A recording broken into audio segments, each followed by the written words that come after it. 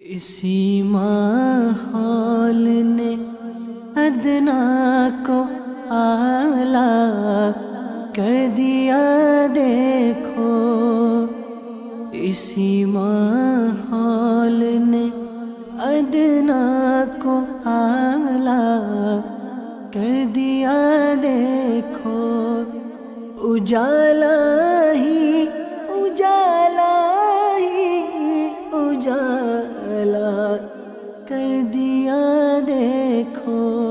الحمدللہ رب العالمین والصلاة والسلام علی سید المرسلین، اما بعد فاعوذ باللہ من الشیطان الرجیم، بسم اللہ الرحمن الرحیم، الصلاة والسلام علیک یا رسول اللہ وعلی آلک واصحابک یا حبیب اللہ، الصلاة والسلام علیک یا نبی اللہ وعلی آلک واصحابک یا نور اللہ۔ سرکار والا تبار ہم بے قصوں کے مددگار، شفیع روز شمار، دو عالم کے مالک و مختار، حبیب پروردگار صلی اللہ تعالی علیہ وآلہ وسلم کا فرمان رحمت نشان ہے، اے لوگوں بے شک بروز قیامت اس کی دہشتوں اور حساب کتاب سے جلد نجات پانے والا شخص وہ ہوگا جس نے تم میں سے مجھ پر دنیا کے اندر بکثرت درود پڑھے ہوں گے۔ صلو علی الحبیب صلی اللہ تعالی علی محمد۔ سلسلہ مدنی انقلاب میں آپ کو ایک بار پھر خوش آمدید کہتے ہیں۔ اس سے پہلے کہ سلسلے کا باقاعدہ آغاز ہو، اللہ عز و جل کی رضا پانے اور ثواب کمانے کے لیے آئیے جن کی پہلے سے اچھی نیتیں نہ ہوں وہ مزید، اور جن کی ہیں ان کی یاد دہانی ہو جائے۔ سرکار مدینہ راحت قلب و سینہ، فیض گنجینہ، باعث نزول سکینہ، صاحب معطر پسینہ صلی اللہ تعالی علیہ وآلہ وسلم کا فرمان باقرینہ ہے، نیت المؤمن خیر من عملہ، مومن کی نیت اس کے عمل سے بہتر ہے۔ ایک حدیث پاک میں ہے کہ نیت بندے کو جنت میں داخل کرا دیتی ہے۔ عالم نیت شیخ طریقت امیر اہل سنت حضرت علامہ مولانا محمد الیاس ستار قادری رضوی دامت برکاتہ العالیہ فرماتے ہیں، نیک کام بغیر اچھی نیت کے کار ثواب نہیں ہوتا۔ نیز امیر اہل سنت نے اس پرفتن دور میں آسانی سے نیکیاں کرنے اور گناہوں سے بچنے کے طریقوں پر مشتمل شریعت و طریقت کا جامع مجموعہ بنام مدنی انعامات بصورت سوالات عطا فرمایا۔ ان میں سب سے پہلا مدنی انعام نیتوں ہی کا عطا فرمایا۔ اللہ عز و جل کی رضا پانے اور ثواب کمانے کے لیے مدنی انقلاب کے 10 حروف کی نسبت سے سلسلہ مدنی انقلاب دیکھنے کی 10 نیتوں میں سے حسب حال نیتیں کیجئے۔ اول تاخیر سلسلے میں شریک رہوں گا، جہاں اللہ عز و جل کا نام آئے گا وہاں تعالی یا تبارک و تعالی جیسے کلمات کے ذریعے اللہ رب العالمین کی تسبیح و تحمید کروں گا۔ پیارے آقا مدینے والے مصطفیٰ صلی اللہ تعالی علیہ وآلہ وسلم کا ذکر آئے تو درود شریف، انبیاء کرام علیہ السلام میں سے کسی کا تذکرہ ہوا تو علیہ السلام،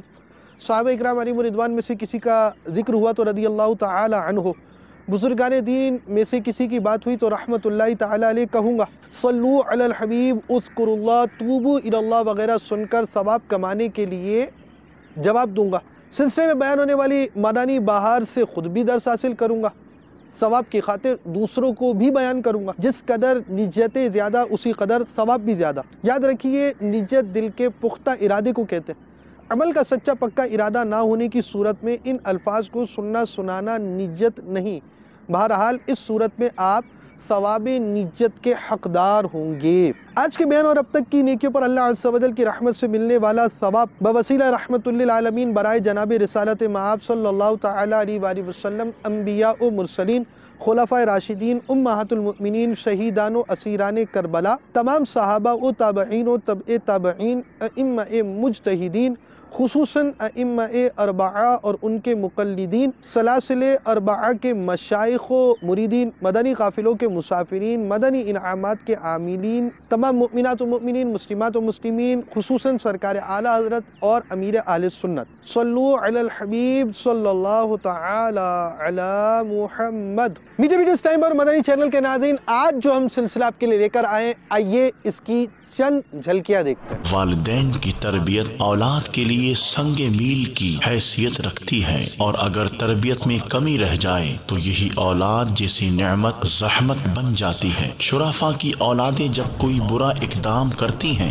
برے دوستوں کی صحبت مل جائے تو پھر انسان وہ کچھ کر گزرتا ہے جو چند لمحوں کے لیے تو باعث تسکین ہوتا ہے، لیکن جب حواس کام کرتے ہیں تو دل خون کے آنسو روتا ہے، شب و روز کا سکون برباد کر دیتا ہے۔ نوبت قتل و اقدام خود سوزی تک پہنچ جاتی ہے۔ ایسے ہی ایک نوجوان کی آپ بیتی جس کا ماضی ظلمت و اندھیروں کی داستان سے بھرا پڑا ہے۔ بری صحبت نے اسے رسوا کر دیا تھا، لیکن جب اچھوں کی صحبت ملی تو جینے کا سلیقہ آ گیا۔ تائب ہو کر راہ ہدایت پر نہ صرف خود عزم مصمم کے ساتھ چلنا شروع کیا بلکہ بہت سو کے لیے راہبر بنے۔ حضرت سیدنا ابن عباس رضی اللہ تعالی عنہما سے مروی ہے، اللہ عز و جل کے محبوب داناء غیوب منزہ عن العیوب صلی اللہ تعالی علیہ وسلم نے وحشی کی طرف ایک قاصد بھیجا جو اس کو اسلام کی دعوت دے۔ جب وحشی کو پیغام ملا تو اس نے عرض کی، اے محمد صلی اللہ تعالی علیہ وسلم، آپ کیسے مجھے دعوت اسلام دے رہے ہیں؟ حالانکہ آپ تو فرماتے ہیں کہ جس نے کسی جان کو قتل کیا یا زنا کیا، قیامت کے دن اس کے لیے عذاب دگنا کر دیا جائے گا اور وہ ہمیشہ اسی میں رہے گا۔ میں نے تو یہ سب کام کیے، کیا میرے لیے کوئی رخصت ہے؟ تو اللہ عز و جل نے یہ آیت مبارکہ نازل فرمائی، إِلَّا مَن تَابَ وَآمَنَ وَعَمِلَ عَمَلًا صَالِحًا، ترجمہ کنز الایمان، مگر جو توبہ کرے اور ایمان لائے اور اچھے کام کرے۔ حضور نبی پاک صاحب لولاک سیاح افلاک صلی اللہ تعالی علیہ وآلہ وسلم نے بذریعہ قاصد یہ آیت مبارکہ وحشی اور اس کے دوستوں کی طرف بھیجی تو اس نے عرض کی، یہ شرط تو بہت سخت ہے، ممکن ہے میں اس پر عمل نہ کر سکوں، کیا اس کے علاوہ کوئی رخصت ہے؟ تو اللہ عز و جل نے یہ آیت نازل فرمائی، ان اللہ لا یغفر ان یشرک بہ ویغفر ما دون ذلک لمن یشاء، ترجمہ کنز الایمان، بے شک اللہ اسے نہیں بخشتا کہ اس کے ساتھ کفر کیا جائے اور کفر سے نیچے جو کچھ ہے جسے چاہے معاف فرما دیتا ہے۔ یہ آیت مبارکہ جب وحشی کی جانب بھیجی گئی تو اس نے پھر کہا، ابھی یہ شبہ باقی ہے کہ مجھے نہیں معلوم کہ میری مغفرت بھی ہوگی یا نہیں، یا اس کے علاوہ کوئی اور رخصت ہے؟ تو اللہ عز و جل نے یہ آیت مبارکہ نازل فرمائی، قُلْ يَا عِبَادِيَ الَّذِينَ أَسْرَفُوا عَلَىٰ أَنفُسِهِمْ لَا تَقْنَطُوا مِن رَحْمَةِ اللَّهِ ان اللہ یغفر الذنوب جمیعا انہ هو الغفور الرحیم۔ یہ آیت وحشی اور اس کے دوستوں کی طرف بھیجی گئی تو وحشی نے کہا، ہاں ہماری بخشش کی سبیل ہو گئی۔ چنانچہ وہ اور اس کے دوست حاضر ہوئے اور اسلام قبول کر لیا۔ صحابہ اکرام علیہم رضوان نے عرض کی، یا رسول اللہ صلی اللہ تعالی علیہ وسلم، کیا یہ حکم خاص ان لوگوں کے لیے ہے یا تمام مسلمانوں کے لیے؟ ارشاد فرمایا، یہ تمام مسلمانوں کے لیے ہے۔ الحمدللہ عز و جل، ابھی ہم زندہ ہیں، توبہ کا دروازہ کھلا ہے۔ آج ہم آپ کو جس اسلامی بھائی کے بارے میں بتائیں گے اس کا ماضی کچھ عجیب و غریب سا تھا۔ جب انسان کچھ بڑا ہو جاتا ہے، اسے چند اختیارات مل جاتے ہیں تو اس کی سوچ بسا اوقات بدل جاتی ہے۔ اسے اختیار مل جاتے تو اسے چاہیے یہ تھا کہ اللہ تعالیٰ کی اطاعت اور عبادت کے اندر اپنی زندگی گزارتا، مگر ایک تعداد اپنے اختیارات کے بعد، اپنی عمر بڑی ہو جانے کے بعد آزادی کی طرف آ جاتی ہے، اور وہ آزادی بہت ساری گناہوں کو فی زمانہ، جس چیز کو آزادی کا نام دیا جاتا ہے، بہت سارے گناہوں کا مجموعہ ہوتی اور انسان گناہوں کی طرف بڑھتا چلا جاتا ہے۔ آج ہم جو آپ کے سامنے اسلامی بھائی لے کر آ رہے ہیں، یہ کوئی ایسے خاندان میں پیدا نہیں ہوا جہاں گانے باجے ہوں، جھوٹ ہو، غیبت ہو، چغلیاں ہوں اور فلم و ڈراموں کا ماحول ہو، بلکہ ایسا فرد جو ایک ایسے گھرانے میں پیدا ہوا کہ ان کے والد صاحب امام تھے۔ امام ہونے کے باوجود اب جب اس بچے کو یہ ماحول ملا، یہاں تک کہ اس کو مدرسے میں داخل کیا گیا، اس نے حفظ کیا، حفظ قرآن کے بعد اس ماحول میں، اس پاکیزہ ماحول میں، مسجد والے ماحول میں، مدرسے والے ماحول میں رہنے کے بعد اب جب یہ پڑھائی کی طرف آگے بڑھا، کچھ آزادی ملی، تو اس کی زندگی کا رنگ بالکل عجیب ہو گیا، اور ایسا عجیب ہوا، ایسا عجیب ہوا، ایسی اندھیریوں کے اندر چلا گیا کہ اس اندھیریوں سے بظاہر، اگر آپ جب یہ واقعات سنیں گے تو آپ محسوس کریں گے کہ یہ ایسی اندھیریوں کے اندر چلا گیا، اب اس اندھیریوں سے واپس کیسے آئے گا، یہ روشنیوں کی طرف کیسے آئے گا؟ یہ اپنی زندگی کا مستقبل کیسے سنوارے گا؟ یہ اسلامی بھائی جو اس حلیے کے اندر آج یہ بات بیان کر رہا ہے، اگر اس کا ماضی ایسا تھا تو وہ اس طرح کیوں ہو سکا؟ ان سارے جوابات کے حوالے سے پہلے آپ کو ان کے ماضی کی چند جھلکیاں بیان کرتے ہیں۔ میرا نام محمد احسن رضا عطاری ہے اور میرا تعلق لاہور مرکز الاولیاء سے ہے۔ میرا تعلق ایک ایسے گھرانے سے ہے کہ جو شروع سے ہی مذہبی رجحان تھا جن کا۔ میرے تایا اور میرے ابو دونوں مساجد میں امام و خطیب تھے، تو اس صورتحال میں میرے والد صاحب کا یہ ذہن تھا کہ میں اپنے بچوں کو بھی حافظ قرآن، قاری قرآن اور عالم دین بناؤں، جس میں ایک خواہش تو ان کی پوری ہوئی کہ انہوں نے حفظ قرآن کروایا، ایک مدرسے سے میں نے حفظ قرآن کیا۔ لیکن اس کے بعد جب اسکول لائف شروع ہوئی اور میٹرک کے لیے میں اسکول میں گیا، تو اس کے بعد فارغ ہو کے جب انٹر کے لیے کالج میں گئے تو وہاں پر جا کر کوئی اس طرح کی گیدرنگ ملی، اس طرح کے دوست ملے،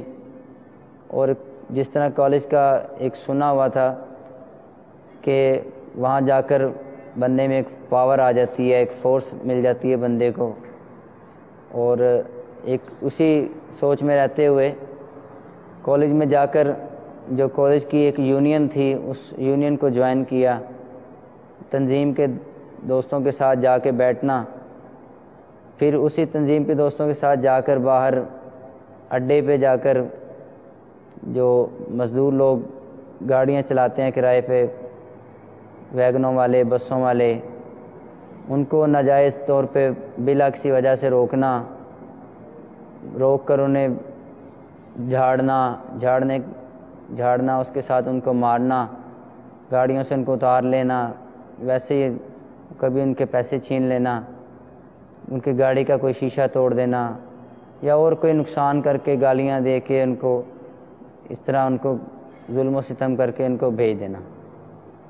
اسی طرح کے معاملات۔ اور پھر کبھی کسی لڑکے کے ساتھ اس کا کوئی معاملہ ہوا، کیونکہ وہ یونین کا بندہ تھا، تو اس کا اگر کسی کے ساتھ مسئلہ ہے اس میں یہ حق پہ ہے یا وہ اس کا مخالف حق پہ ہے، لیکن بس یہ دیکھنا ہے ہم نے کہ یہ یونین کا بندہ ہے، تو اس سے دوسرے بندے کا لڑائی ہوا، پھڈا ہوا ہے، اس کو جا کے ہم نے مارنا ہے۔ تو اس طرح کر کے کئی لوگوں کو مارا، ساتھ میں جا کے لوگ دوستوں کے، یہ تنظیم کے جو دوست تھے ان کے ساتھ جا کے جس کو مارنا ہوتا، پھر جب ہمارا کسی کے ساتھ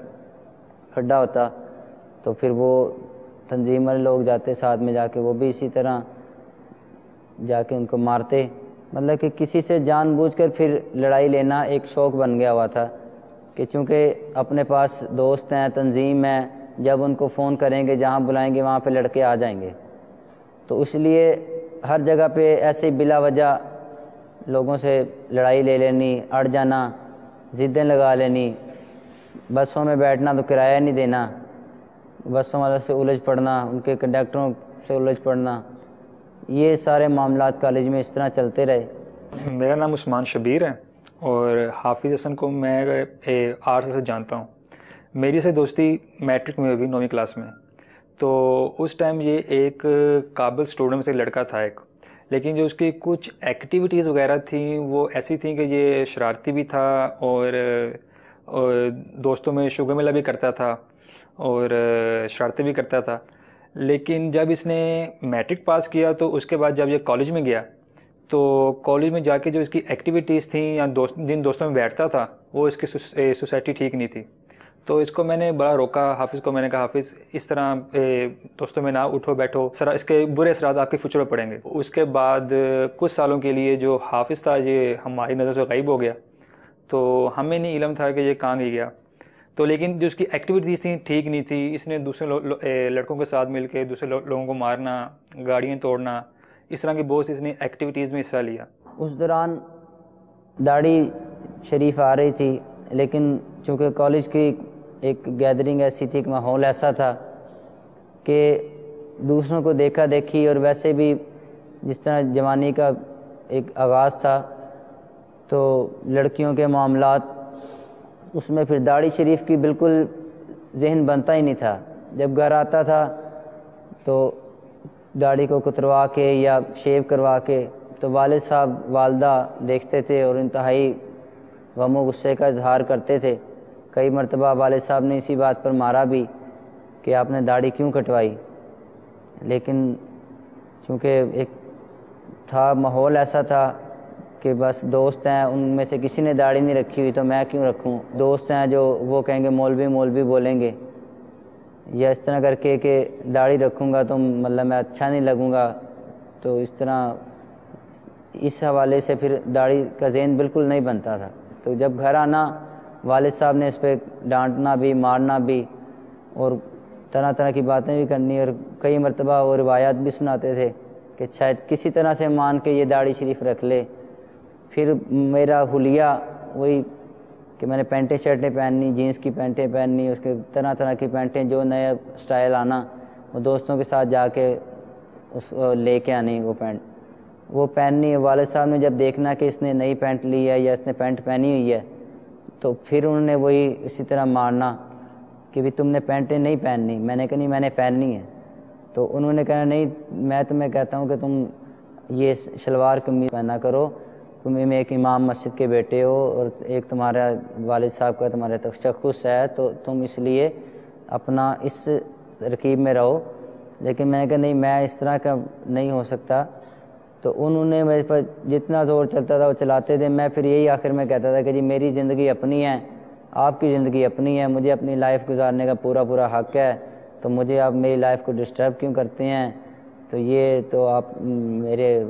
معاملات میں انٹرفیئر کرتے ہیں، تو یہ میں جوان ہو گیا ہوں، مجبور رکھتا ہوں خود ہی،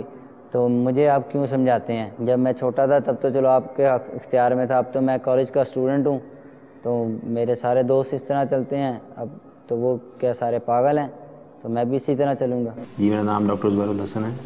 اور حافظ احسن عطاری صاحب جو ہیں وہ میرے بچپن کے دوست ہیں۔ ہماری جو پہلی ملاقات وہ 8 کلاس میں ہوئی تھی، اس کے بعد 9th میں ہم نے پھر کمبائن اسٹڈی شروع کر دی۔ اس کے بعد جب میٹرک ہم نے پاس کر لیا پھر کالج میں چلے گئے۔ کالج میں حافظ صاحب جو ہیں وہ ایک ان کے دوست تھے، ان سے ان کی دوستی ہوئی، ایک طلباء تنظیم کے ساتھ ان کا تعلق تھا، تو وہ ایسے ہی تنظیم میں چلے گئے، وہاں سے انہوں نے برائی کا کام سٹارٹ کر دیا۔ پھر 1 یا 1.5 سال کے اندر ان سے جو ہے وہ ایک قتل ہو گیا۔ اس کے بعد حافظ صاحب جیل میں چلے گئے۔ اسی صورتحال میں پھر ان دور میں جب کالج کی یونین میں بیٹھنا تو پھر کسی نے پسٹل لگایا ہوتا تھا، کسی کے پاس کوئی اسلحہ ہوتا تھا، تو ان کے سننا ان سے کہ میرے پاس یہ پسٹل ہے، میرے پاس یہ والا پستول ہے، تو میں اتنے فائر کر کے آتا ہوں، تو میں اتنے فائر کیے میں نے، تو وہ دلچسپی بڑھتی پھر ذہن بنا کے جو میں بھی ایک پسٹل خرید لوں۔ تو اسی طرح پھر ترکیب بنائی، والدہ کے پرس گھر میں پڑا ہوتا تھا، پتہ تھا کہ یہاں پہ پیسے پڑے ہوتے ہیں، وہاں سے اٹھا کے 8,500 روپیہ والدہ کے پرس میں سے بغیر بتائے اٹھایا۔ تو انہی دوستوں میں سے کسی نے بتایا کہ ایک فلاں بندہ ہے، وہ اگر اسلحہ منگوانا ہو، پسٹل منگوانا ہو تو وہ موزر لا دیتا ہے۔ تو اس کو وہی جو 8,500 روپے تھے اس کو دیے، اس نے اوپر سے کوئی زیادہ لیے، تو اس طرح 12,500 میں اس نے وہ پسٹل لا کے دے دیا۔ اس پسٹل کو پھر پاس رکھنا، کالج میں جانا تو وہاں پہ جا کے اس کو شو کرنا۔ اسی دوران میں اس طرح کی حالت ہو گئی تھی کہ والد صاحب جہاں پہ پینٹیں شرٹیں نہ پہننے اور داڑھی نہ کٹوانے کا کہتے تھے،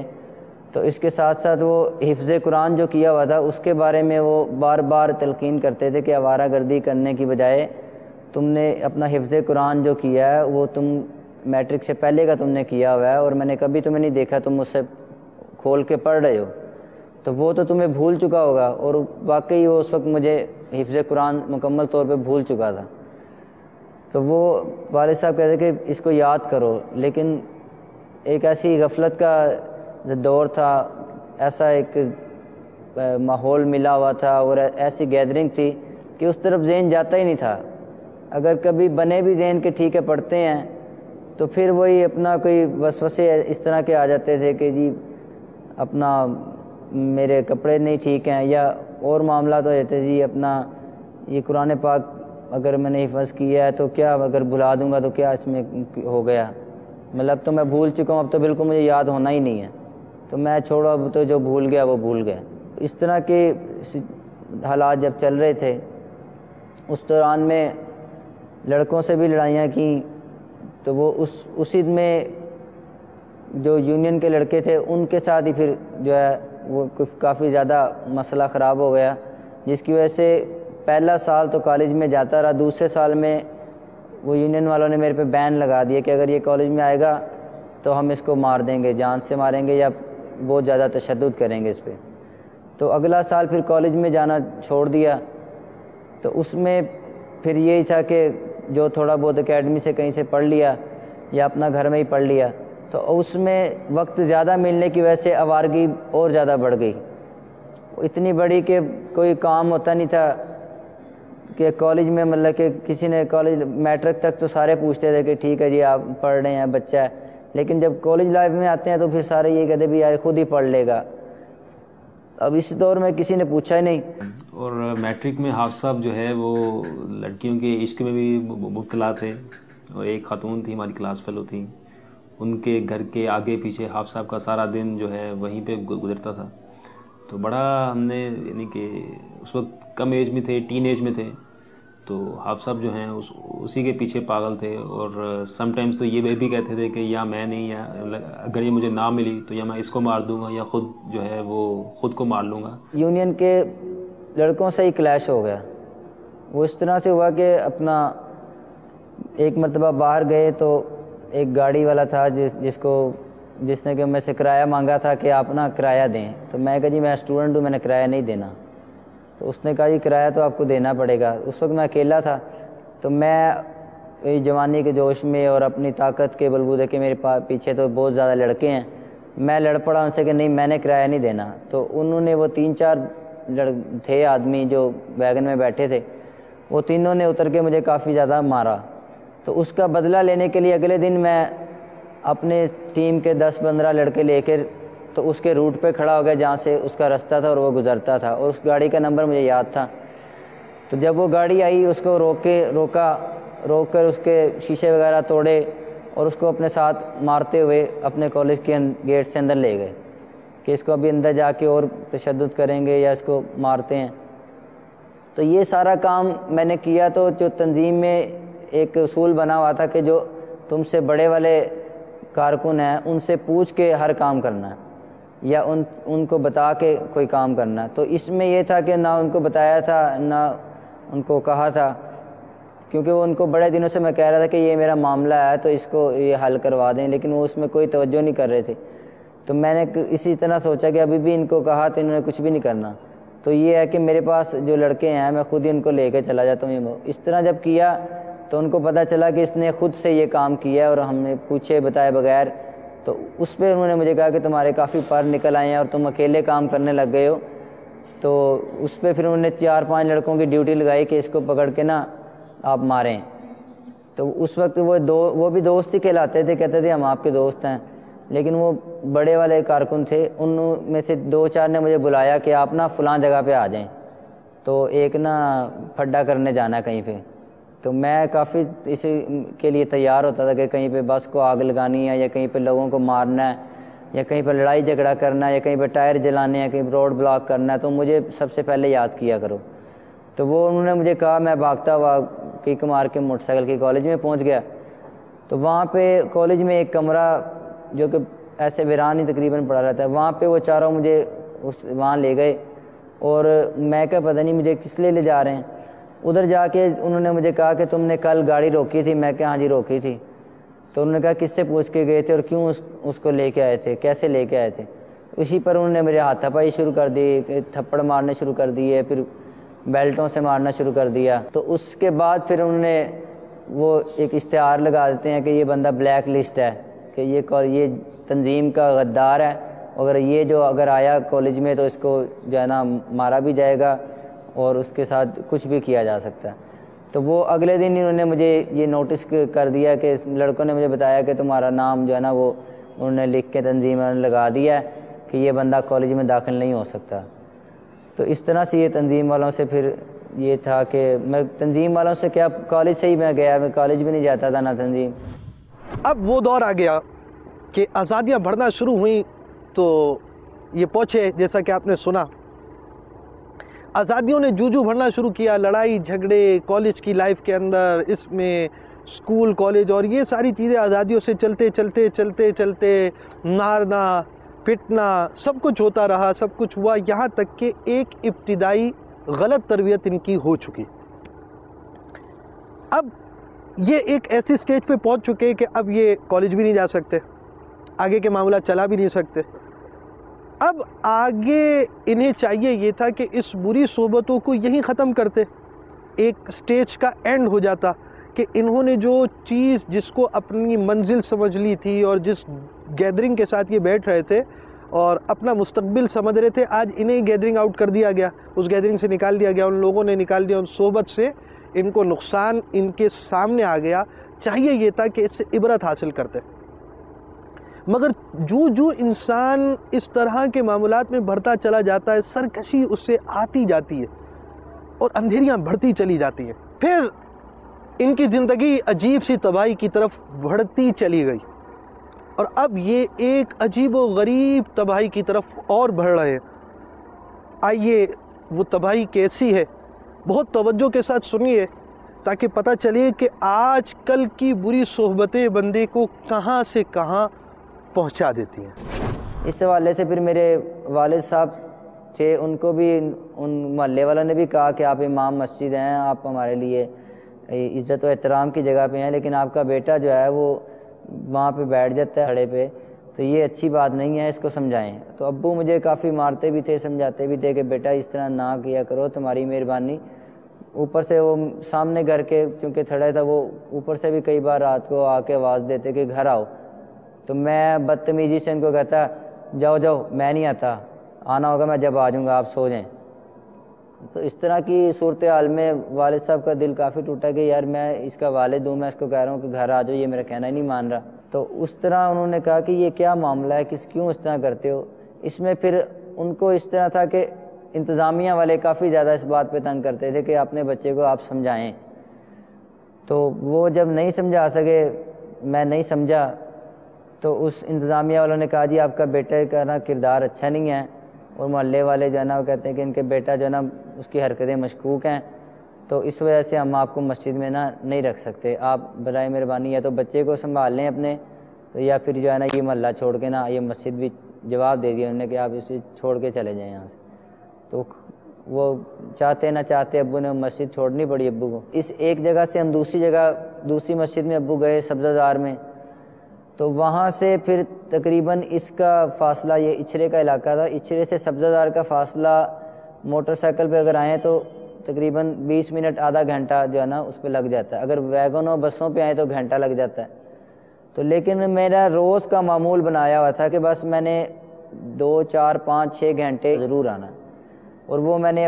اپنا ایک ایسا جدول بنایا تھا کہ بس یہ میں نے کام مجھے کرنا ہے تو میں نے ضرور کرنا ہے۔ اس میں ڈیلی پھر اس طرح ہوتا تھا کہ میں سبزہ زار سے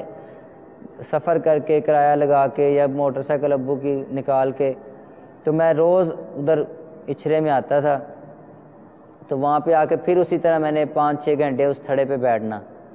اب اس میں ایک تھوڑی سی ضد اور انا بھی بن گئی ہوئی تھی کہ محلے والوں نے کافی روکا کہ آپ نہ بیٹھا کرو، نہ اتنا ٹائم ضائع کیا کرو اور نہ برباد کیا، اپنا پڑھا کرو۔ میرے والدین نے بھی منع کیا کہ بیٹا یہ اس طرح کوئی فائدہ نہیں ہے اس کا، آپ بڑا پڑھا کرو، اور لوگ بھی اس طرح شک میں مبتلا ہوتے ہیں کہ پتہ نہیں یہ کیوں بیٹھتے ہیں۔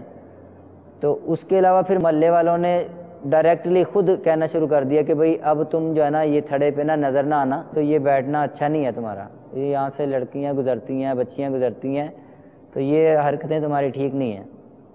لیکن جب لوگوں نے بھی مخالفت کر دی اور پھر گھر والوں نے بھی روکا، اس کے گھر والوں نے بھی روکا، تو ذہن یہ بنا کہ دوسری سینس میں لیا، غلط نیگیٹو سینس میں لے کے تو یہی سمجھتے رہے کہ نہیں، اور یہ زمانہ، یہ معاشرہ، یہ سارا ہمارے دشمن ہے، یہ ہمارے ماں باپ، یہ سارے دنیا والے ایک طرف ہیں اور ہم ایک طرف ہیں۔ اس طرح کا جو ہے نا منفی ذہن بنا، اور اس میں پھر لڑائیاں شروع ہوئیں آہستہ آہستہ کہ وہ علاقے کے محلے کے لوگوں نے پہلے زبانی کلامی کہا کہ بھئی آپ نے یہاں پہ نہیں بیٹھنا، آپ کو ہم کہہ رہے ہیں، پھر جب یہاں سے مسجد سے دوسرے علاقے میں چلے گئے، پھر میں نے جان بوجھ کے ضد بازی لگا کے روزانہ آنا، تو انہوں نے کہنا بھی یہ دیکھو یہ آپ سبزہ زار سے روزانہ ادھر آتے ہو، کیا کام ہے آپ کا کہ آپ روزانہ یہاں آتے ہیں؟ تو انہوں نے کہا دیکھا کہ یار یہ تو مطلب کہ لڑکا اس طرح کر کے زیادہ ہمارے ساتھ الجھنا شروع ہو گیا۔ انہوں نے پھر مارنے کا کام شروع کیا۔ انہوں نے کہا کہ اب کل تم اگر آئے نا تو تمہارا حشر وہ کریں گے کہ تم یاد رکھو گے۔ تو پھر ذہن بنا کہ ٹھیک ہے یہ کیا کر لیں گے، جان سے مار دیں گے۔ تو پھر اگلے دن میں آیا اور ان لوگوں کے سامنے سے گزرا، تو انہوں نے دیکھا وہ طیش میں آ گئے کہ یار یہ اس لڑکے کو سمجھایا ہے کہ یہاں پہ آ کے نہیں بیٹھنا، تو یہ پھر آ گئے۔ تو اس دن جب میں آیا تو اس میں مجھے پتا تھا کہ آج انہوں نے مارنا ہے، تو اس سے پہلے یہی تھا کہ جو انہوں نے مارنا، اس سے پہلے میں ان کو جو ماروں، انہوں نے میرے سے کوئی بات کی نہ کی، بس انہوں نے دیکھا تو میں نے دیکھتے ہی نا ان کو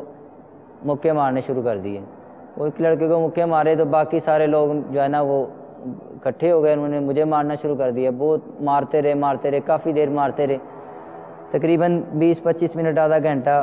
محلے کے تمام لوگ تھے، انہوں نے مجھے مارا۔ بعد میں یہی ہوا کہ وہاں پہ تھانے والے آئے، نے پولیس کو فون کیا کسی نے، تو پولیس پہنچ گئی، انہوں نے تھانے میں لے گئے بھی ہاں بھی کیا مسئلہ تمہارا۔ ایک مسئلہ کہ اس طرح کا منفی ذہن اور اس طرح کا اس کے مجازی کی صورت بنی ہوئی تھی کہ اس کو سب کچھ سمجھتے تھے کہ نہیں بس یہی حق ہے۔ اور اس دور میں یہ بھی تھا کہ ہم دونوں نے نمازیں پڑھنی بالکل چھوڑ دی تھی، اور اس طرح نہیں چھوڑی تھی کہ ویسے نہیں پڑھتے، ہم اس کو اپنا عقیدہ سمجھتے تھے کہ نماز نہیں پڑھنی چاہیے، یہ نماز جو ہے یہ تو اپنا یہ لوگ پڑھتے ہیں، مسلمان لوگ ہیں یہ پڑھتے ہیں، ٹھیک ہے یہ دنیا والے ہیں، عشق والوں کا کوئی مذہب نہیں ہوتا، ہمارا کوئی دین نہیں ہے، کوئی مذہب نہیں ہے، نہ ہم نے قرآن پاک پڑھنا ہے نہ ہم نے نماز پڑھنی ہے۔ اگر نماز ہے ہماری تو یہ ہے کہ بس ہم ملاقات جو کر لیتے ہیں آپس میں ملتے ہیں، یہ ہماری نماز ہے۔ اس طرح کا ایک انتہائی گندے درجے کا ذہن بنا ہوا تھا۔ مجھ سے جو اس طرح کے کفر ہوئے، مثلا نماز مسلمانوں پر فرض ہوتی ہے، ہم مسلمان نہیں عاشق لوگ ہیں، عاشقوں کا کوئی مذہب نہیں ہوتا، اس سے توبہ اور تجدید ایمان کر لیا تھا۔ اس صورتحال میں پھر جب وہ تھانے والی گاڑی میں بٹھایا تو میں وہاں سے چھلانگ لگا کے بھاگ گیا، بھاگ کے میں بازار میں گھسا تو بازار کافی گنجان تھا، تو اس میں آخرکار پکڑا گیا۔ انہوں نے پکڑا تو پکڑ کے انہوں نے کافی مارا، ڈنڈے مارے پولیس والوں نے کہ تم بھاگے کیوں ہو؟ تو میں کہ جی میں نے نہیں جانا۔ پھر تھانے پہنچ گئے، تھانے پہنچے تو وہاں پہ انہوں نے کہا بھی کون تھا جو وہاں سے بھاگ گیا تھا گاڑی میں سے نکل کے، تو پورے علاقے میں خبر پھیل گئی ہے کہ ایک ملزم جو ہے وہ پولیس کے ہاتھوں چھڑا کے تو بھاگ گیا۔ تو انہوں نے کہا جی یہ ہے۔ تو مجھے وہ ایک پولیس والا آیا، اس نے کہا بھی ہاں کیا مسئلہ ہے؟ تو میرا ایک جنون اور ایسی کیفیت تھی کہ میں ہر ایک سے ڈرتا نہیں تھا، لڑ پڑتا تھا۔ تو میں اس سے الجھ پڑا، میں کہ کیا تم نے کیا کرنا ہے میرا؟ کہتے تم ہو؟ میں کہ ہاں میں ہوں، کر لو جو میرا تم نے کرنا ہے۔ تو اس کو غصہ چڑھ گیا، اس نے کہا کہ میں نے تم سے کیا بات کی ہے؟ میں کہ نہیں تم مجھے کیا کہہ سکتے ہو، مارو مجھے۔ تو انہوں نے کہا اچھا تمہیں کوئی نہیں مارتا؟ میں کہ ہاں مجھے کوئی نہیں مارتا، مجھے مارو۔ میں کہتا ہوں مجھے مارو، میرے ناخن کھینچو، میرے بال کھینچو، میرے پر تشدد کرو، تو میں چاہتا ہوں کہ مجھے تم طرح طرح کے مجھے موم بتیوں سے جلاؤ، مجھے اذیت دو مجھے۔ تو اس نے کہا کہ ٹھیک ہے، اس نے حوالات کا دروازہ کھولا، وہ اندر آ گیا، اس نے کافی زیادہ مجھے اپنے ہاتھوں سے، وہ کافی موٹا تازہ تھا، اس نے مجھے اٹھا کے مارا، حوالات کی دیوار کے ساتھ مارا، پھر اس کے بعد مکے مارے، تقریباً 20-25 منٹ وہ مجھے مارتا رہا۔ تو وہ بار والا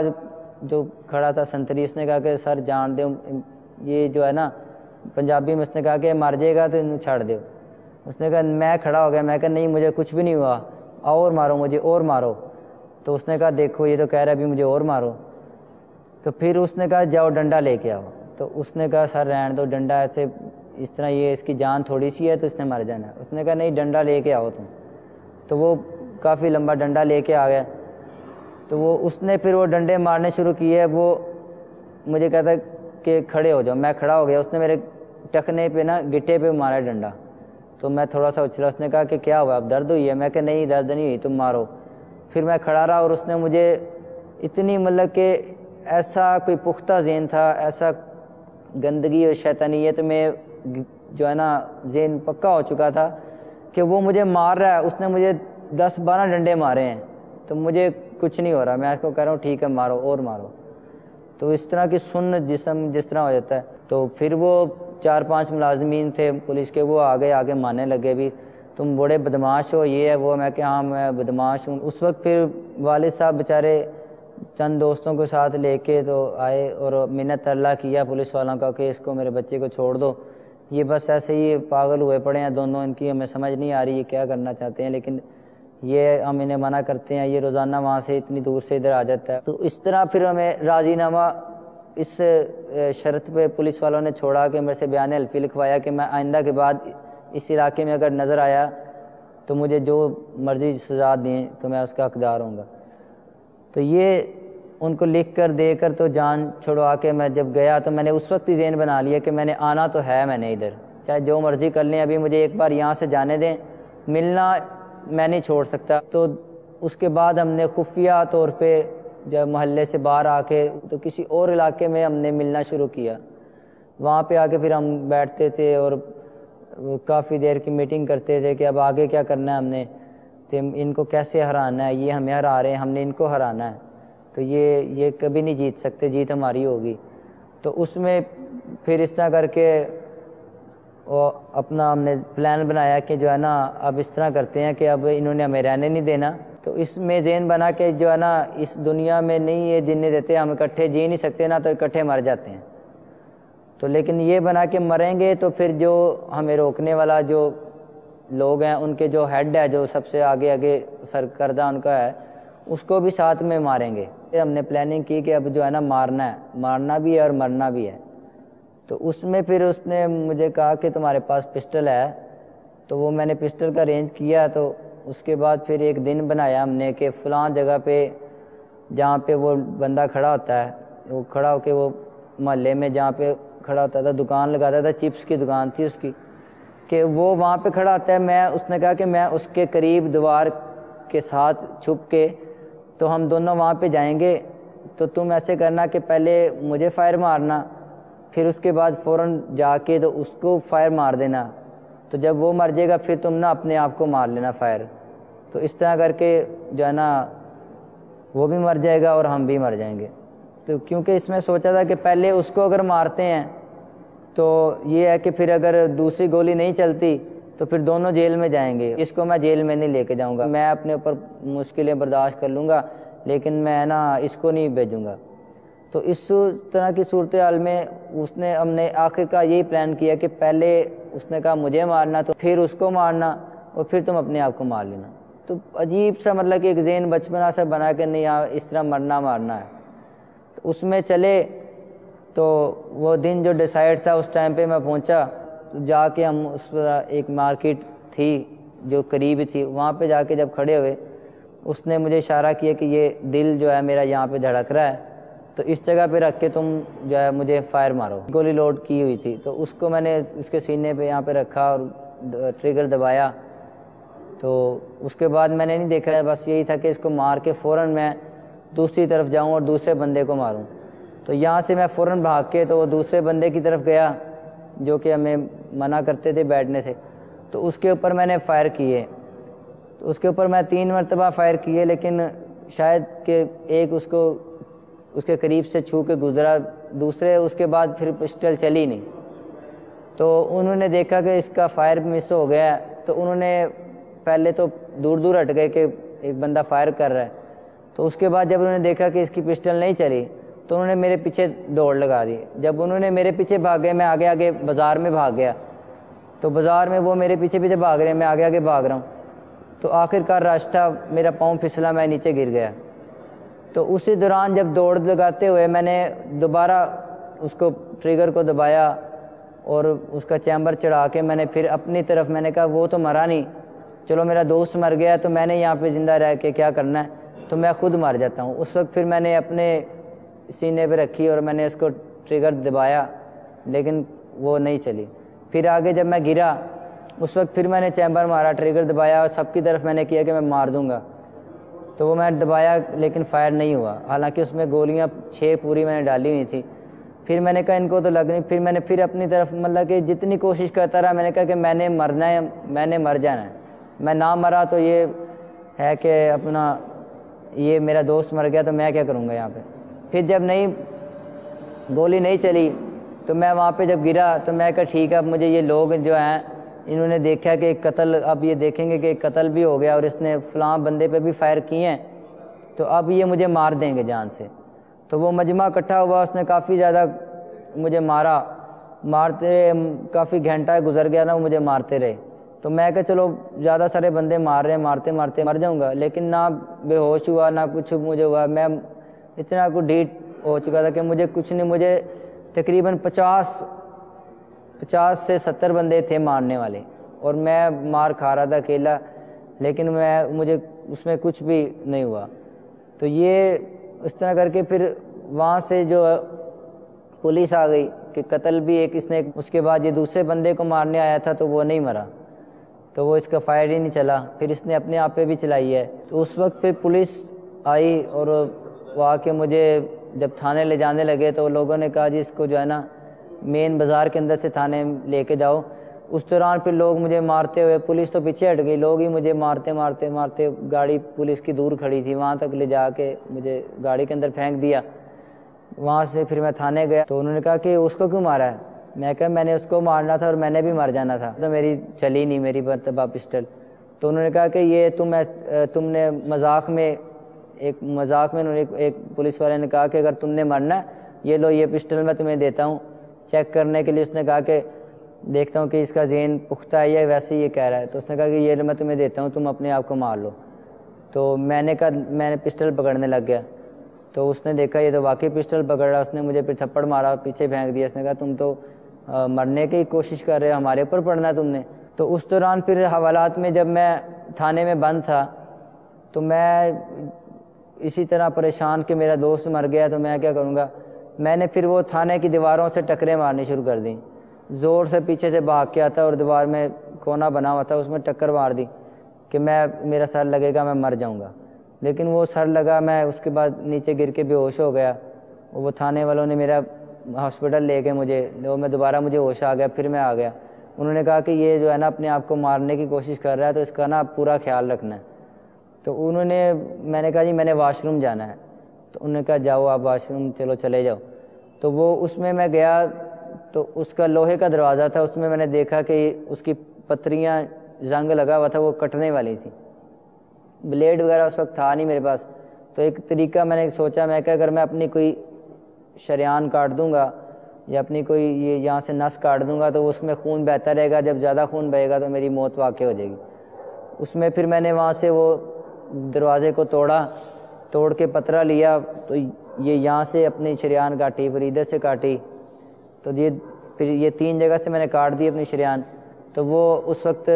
سنتری جو میرا دھیان رکھتا تھا اس نے ایک دم دیکھا کہ میری بازو کے یہاں پہ خون بہہ رہا تھا نیچے.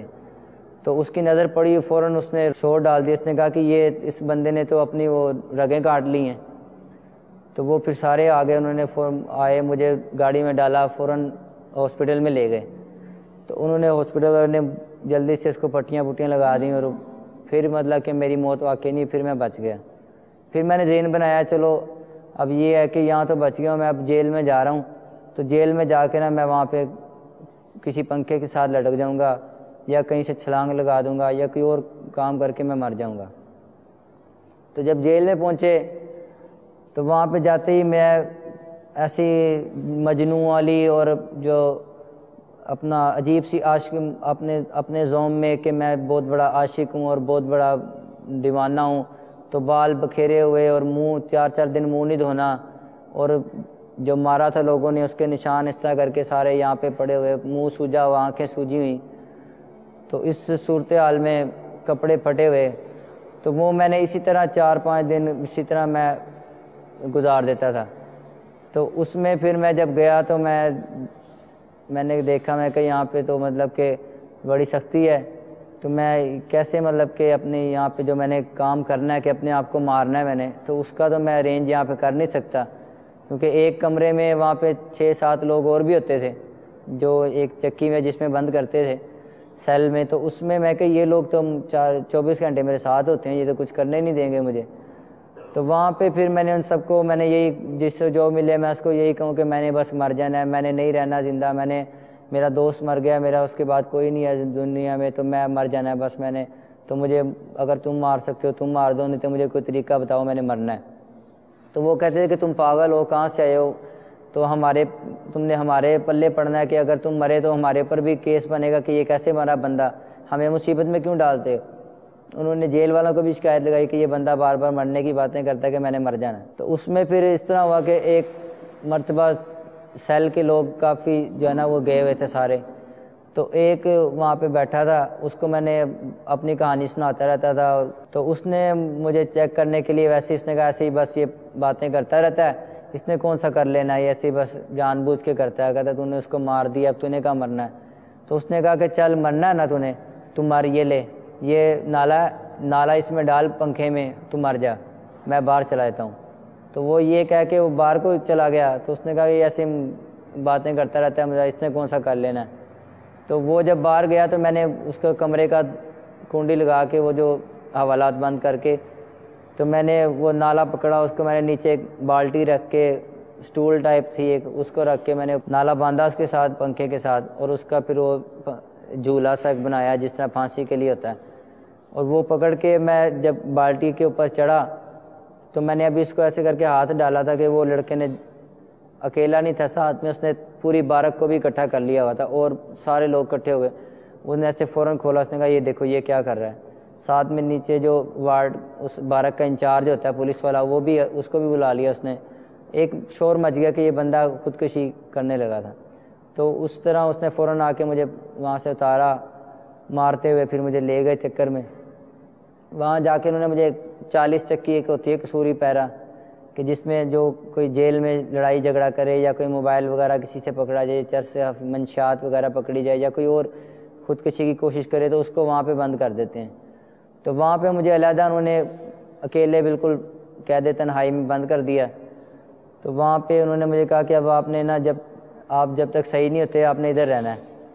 تو اس دوران انہوں نے میری شلوار میں سے ہزار بند جو ہے وہ نکال دیا کہ یہ ہزار بند کا پھر دوبارہ استعمال کرے گا خودکشی کے لیے، تو انہوں نے کہا کہ شلوار کو تم ایسے ہی پہنو بس،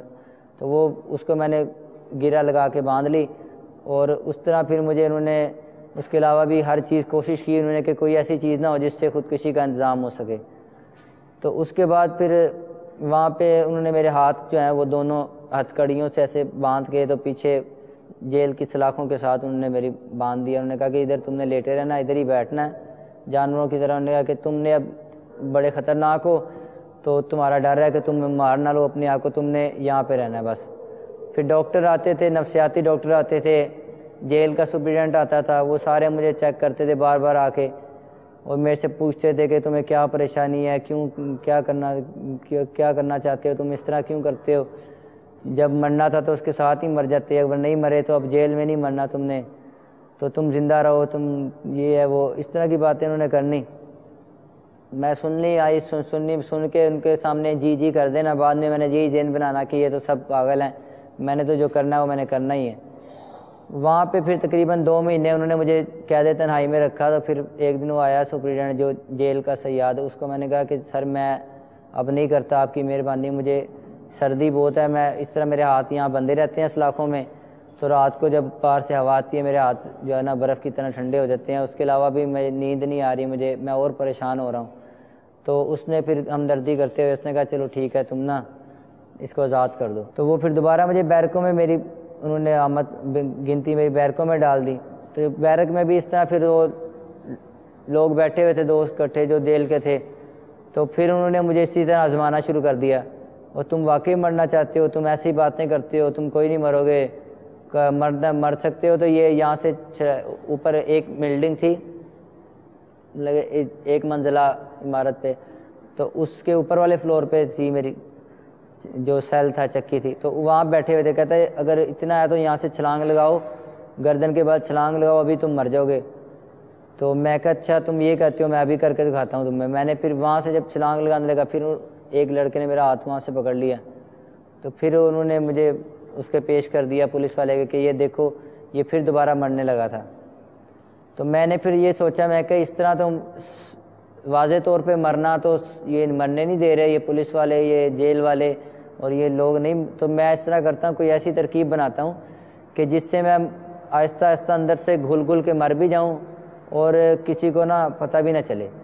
تو پھر میں نے جو اپنا کھانے کا جو ہے کھانا کھانا چھوڑ دیا، اور اس کے بعد وہاں پہ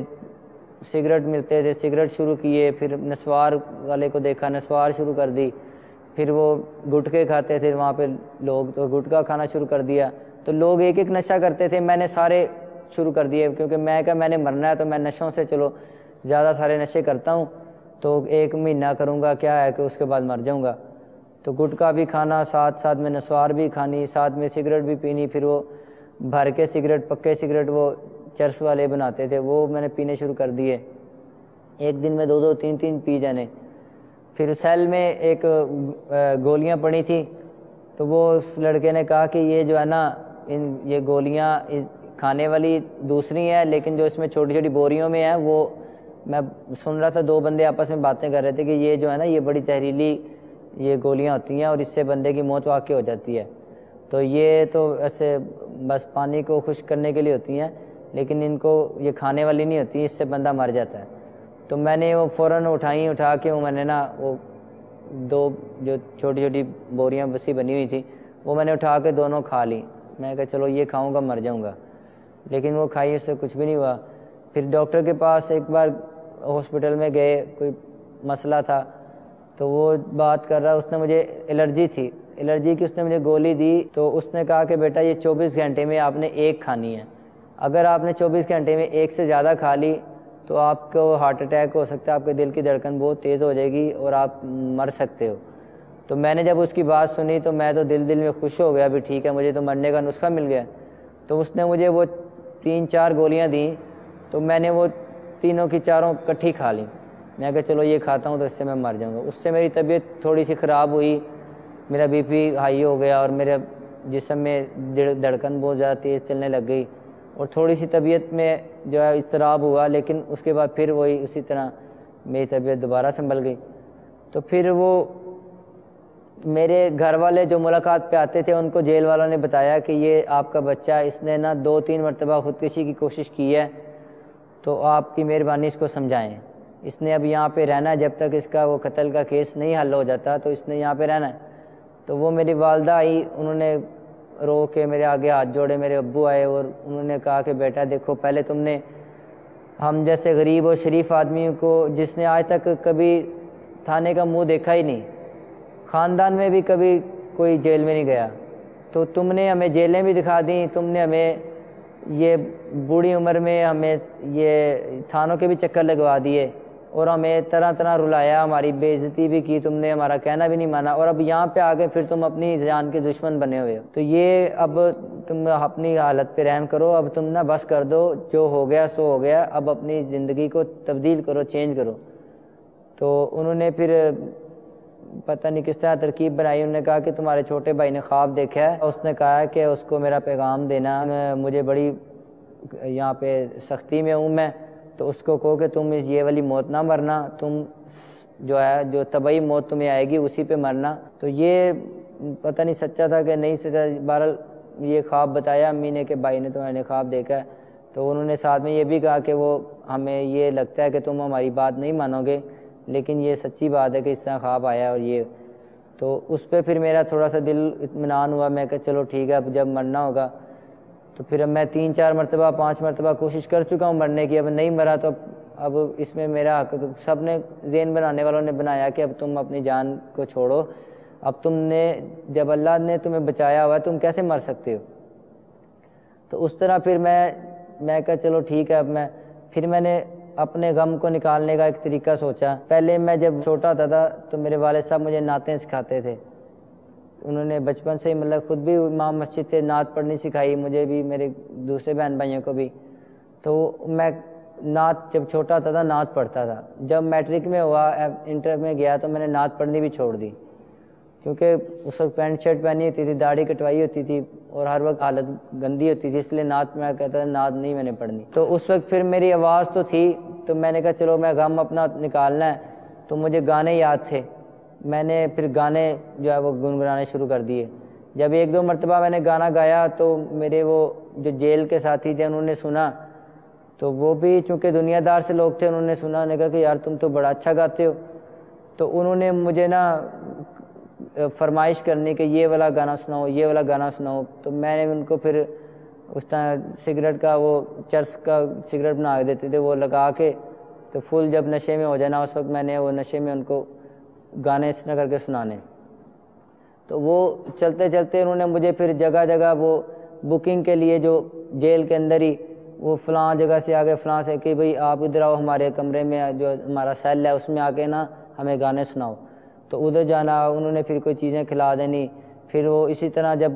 پیشی کے لیے گاڑی میں بیٹھ کے جانا تو گاڑی کے اندر گانے گاتے جانا، اور سب نے بیٹھ کے آرام سے سننا، اور بعد میں کہنا واہ جی واہ کیا بات ہے، کہ کیا آواز ہے یا کیا درد ہے. تو اسی طرح پھر میں بخشی خانے میں جا کے جہاں پہ پیشی کے لیے ملزم اکٹھے ہوئے ہوتے ہیں وہاں بیٹھنا، وہاں پہ بھی مجمع لگا لینا، سب نے میرے گرد کے چلو بھی یہ حافظ آ گیا اس سے گانے سنتے ہیں، تو چلو بھی حافظ گانا یہ والا گانا سناؤ، یہ گانا سناؤ. تو وہاں پھر اسی طرح دکھی ہو کے تو اپنا ایکٹنگ کر کے تو روتے ہوئے ان کو میں گانے سنانے. تو انہوں نے اس پہ داد دینی کہ واہ جی واہ کیا بات ہے. وہ میں کافی میری مشہوری ہوگی جیل میں نا. دعوت اسلامی کے اشاعتی ادارے مکتبۃ المدینہ کی مطبوعہ 616 صفحات تک کی کتاب نیکی کی دعوت، جو کہ فیضان سنت جلد دوم کا ایک باب ہے. یہ وہ کتاب ہے جس کا درس دیا جاتا ہے مسجدوں میں، مدرسوں میں، جامعات میں، اسکولز میں، یونیورسٹیز میں. اس کے صفحہ نمبر 41 میں. میٹھے میٹھے اسلامی بھائیوں، آج کل اسلامی معلومات کی کمی کا دور ہے. جہالت ڈیڑا ڈال کر پڑی ہے. بعض عاشقان ناشاد اپنی گندی عشق بازیوں پر پردہ ڈالنے کے لیے یہاں تک کہتے سنائی دیتے ہیں کہ حضرت سیدنا یوسف علیہ نبینا وعلیہ الصلوۃ والسلام نے بھی زلیخا سے عشق کیا تھا، معاذ اللہ عز وجل. ایسا ہرگز نہیں. یقیناً اس طرح بکنے والے عاشقان نادان سخت خطا پر ہیں. اپنے نفس کی شرارتوں کے معاملے میں شیطان کی باتوں میں آ کر بے سوچے سمجھے کسی بھی نبی علیہ السلام کے بارے میں زبان کھولنا ایمان کے لیے انتہائی خطرناک ہوتا ہے. یاد رکھیے، نبی علیہ السلام کی ادنا گستاخی بھی کفر ہے. حضرت سیدنا یوسف علیہ نبینا وعلیہ السلام اللہ عز و جل کے نبی، اور ہر نبی معصوم. نبی سے ہرگز کوئی مذموم حرکت صادر نہیں ہو سکتی. چنانچہ دعوت اسلامی کے اشاعتی ادارے مکتبۃ المدینہ کے مطبوعہ ترجمہ والے پاکیزہ قرآن کنز الایمان مع خزائن العرفان صفحہ 445 پر پارہ 12 سورہ یوسف کی آیت نمبر 12 میں اللہ تبارک و تعالی ارشاد فرماتا ہے وَلَقَدْ هَمَّتْ بِهِ وَهَمَّ بِهَا لَوْلَا أَن رَأَىٰ بُرْهَانَ رَبِّهِ. ترجمہ کنز الایمان، اور بے شک عورت نے اس کا ارادہ کیا، اور وہ بھی عورت کا ارادہ کرتا اگر اپنے رب کی دلیل نہ دیکھ لیتا. صدر الافاضل حضرت علامہ مولانا سید محمد نعیم الدین مراد آبادی علیہ رحمت اللہ الہادی فرماتے ہیں اللہ تعالیٰ نے انبیاء کرام علیہم الصلاۃ والتسلیمات کے نفوس طاہرہ کو اخلاق ذمیمہ و افعال رذیلہ یعنی مذموم اخلاق اور ذلیل کاموں سے پاک پیدا کیا، اور اخلاق شریفہ طاہرہ مقدسہ پر ان کی خلقت یعنی پیدائش، ان کی پیدائش اچھے اخلاق پر کی گئی. اس لیے وہ ہر ناکردنی یعنی ہر برے فعل سے باز رہتے ہیں. ایک روایت یہ بھی ہے کہ جس وقت زلیخا آپ علیہ السلام کے در پہ ہوئی اس وقت آپ علیہ نبینا وعلیہ الصلوۃ والسلام نے اپنے والد ماجد حضرت سیدنا یعقوب علیہ نبینا وعلیہ الصلوۃ والسلام کو دیکھا کہ انگشت یعنی انگلی مبارک دندان اقدس یعنی پاکیزہ دانتوں کے نیچے دبا کر اجتناب یعنی باز رہنے کا اشارہ فرما رہے. حقیقت یہی ہے کہ عشق صرف زلیخا کی طرف سے تھا. حضرت سیدنا یوسف علیہ نبینا وعلیہ الصلوۃ والسلام کا دامن اس سے قطعاً یقیناً پاک تھا. پارہ 12 سورہ یوسف آیت نمبر 30 میں شرفاء مصر کی بعض عورتوں کا قول اس طرح نقل کیا گیا وَقَالَ نِسْوَةٌ فِي الْمَدِينَةِ امْرَأَةُ الْعَزِيزِ تُرَاوِدُ فَتَاهَا عَنْ نَفْسِهِ قَدْ شَغَفَهَا حُبًّا اِنَّا لَنَرَاهَا فِي ضَلَالٍ مُبِينٍ. ترجمہ کنز الایمان. اور شہر میں کچھ عورتیں بولی کہ عزیز کی بیوی اپنے نوجوان کا دل لباتی ہے، بے شک ان کی محبت اس کے دل میں پیر گئی، ہم تو اسے سری خود رفتہ پاتے ہیں. حجت الاسلام حضرت سیدنا امام ابو حامد محمد بن محمد غزالی علیہ رحمۃ اللہ الوالی فرماتے ہیں زلیخا کو رغبت تھی، مگر حضرت سیدنا یوسف علیہ نبی جنا علیہ الصلوۃ والسلام طاقت اور قدرت رکھنے کے باوجود اس یعنی زلیخا کی طرف سے باز رہے۔ اللہ عز و جل نے قرآن کریم میں آپ علیہ نبی جنا علیہ الصلوۃ والسلام کے باز رہنے کے عمل کو خوب سراہا۔ اس سے اظہر من الشمس و ابین من الامس، یعنی سورج سے زیادہ روشن اور روز گزشتہ سے زیادہ قابل یقین ہو گیا کہ آج کل کے جو عاشقان نادان اپنے گناہوں بڑے سڑے ہوئے بدبودار عشق کو درست ثابت کرنے کے لیے معاذ اللہ عز و جل حضرت سیدنا یوسف علیہ نبی جنا علیہ الصلوۃ والسلام اور زلیخا کے واقعے کو آڑ بناتے ہیں، یہ حکم قرآنی کے سراسر خلاف اور کئی صورتوں میں سیدھا کفر تک لے جانے والا ہے۔ سورہ یوسف میں صرف زلیخا کی طرف سے عشق کا تذکرہ ہے، مگر کہیں بھی کوئی اشارہ تک نہیں ملتا کہ معاذ اللہ عز و جل حضرت سیدنا یوسف علیہ نبی جنا علیہ الصلوۃ والسلام اس کے عشق میں شریک تھے۔ لہذا جو لوگ حضرت سیدنا یوسف علیہ نبی جنا علیہ الصلوۃ والسلام کو بھی عشق میں شریک ٹھہراتے ہیں، وہ اس سے توبہ اور تجدید ایمان کریں، یعنی توبہ کر کر نئے سرے سے مسلمان ہوں۔ اللہ عز و جل کے نبی علیہ السلام کی شان بہت عظیم ہوتی ہے اور وہ گناہوں سے معصوم ہوتے ہیں۔ یا اللہ عز و جل ہمیں اپنی حقیقی محبت اور اپنے پیارے حبیب صلی اللہ تعالیٰ علیہ وآلہ وسلم کی سچی پکی الفت نصیب فرما۔ یا اللہ عز و جل دنیا کی چاہت ہمارے دل سے نکال دے۔ یا اللہ عز و جل جو مسلمان گناہوں بھرے عشق مجازی کے جال میں پھنسے ہیں، انہیں رہائی دے کر اپنے مدنی محبوب صلی اللہ تعالیٰ علیہ وآلہ وسلم کی زلفوں کا اسیر بنا لے، یعنی قیدی بنا لے۔ آمین بجاہ النبی الامین صلی اللہ تعالیٰ علیہ وآلہ وسلم۔ محبت غیر کی دل سے نکالو یا رسول اللہ، مجھے اپنا ہی دیوانہ بنا لو یا رسول اللہ۔ عشق مجازی کے متعلق دلچسپ معلومات کے لیے دعوت اسلامی کے اشاعتی ادارے مکتبۃ المدینہ کی مطبوعہ کتاب شیخ طریقت امیر اہل سنت کی مایہ ناز تصنیف پردے کے بارے میں سوال جواب صفحہ 318 تا 356 کا مطالعہ فرمائیں۔ آپ کے قریب مکتبۃ المدینہ ہو تو اس سے حاصل کریں، مکتبۃ المدینہ قریب نہ ہو مت گھبرائیے، دعوت اسلامی کی ویب سائٹ پر آئیے، وہاں سے اس کا مطالعہ آپ کر سکتے ہیں۔ میٹھے میٹھے اسلام اور مدنی چینل کے ناظرین، ہمارے اس اسلامی بھائی نے اپنے اس عشق سے توبہ بھی کی اور اس وقت آپ کے سامنے ایک حلیے کے ساتھ ہے، اور ان میں اتنی بڑی تبدیلی کیسے آ گئی؟ اور یہ شخص جس کی ایسی حالت تھی، بالکل عجیب و غریب سی حالت تھی، یعنی جو کچھ بھی سننے کے لیے تیار نہیں ہے، جو نہ تھانے کی مار سے بچ رہا ہے، نہ جیل کی سختیوں سے بچ رہا ہے، خودکشی کی کوششیں کر رہا ہے، جسے والد صاحب کی ڈانٹ نہیں سمجھا سکی، جسے کوئی چیزیں سمجھا نہیں پا رہی، جو اتنے اچھے ماحول میں ہونے کے باوجود بہت زیادہ برائیوں کی طرف بڑھ گیا، خودکشی کی کوششوں میں مصروف ہو گیا، عشق کی طرف چلا گیا۔ اس نے عشق سے بھی توبہ کی، اپنے ان نظریات سے بھی توبہ کی، ان ساری چیزوں سے توبہ کر لی۔ اتنی بڑی تبدیلی کیسے آ گئی، یہ جاننے کے لیے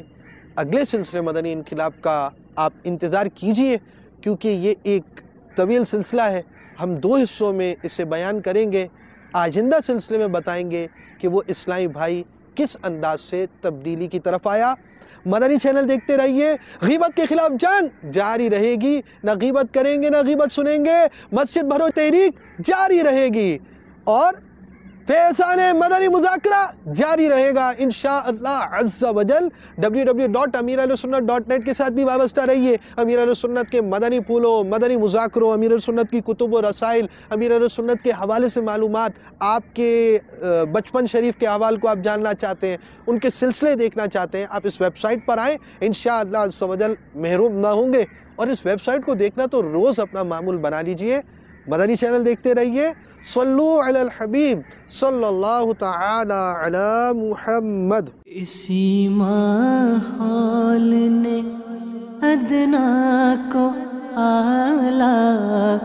کر دیا دیکھو، اسی ماحول نے ادنا کو اعلیٰ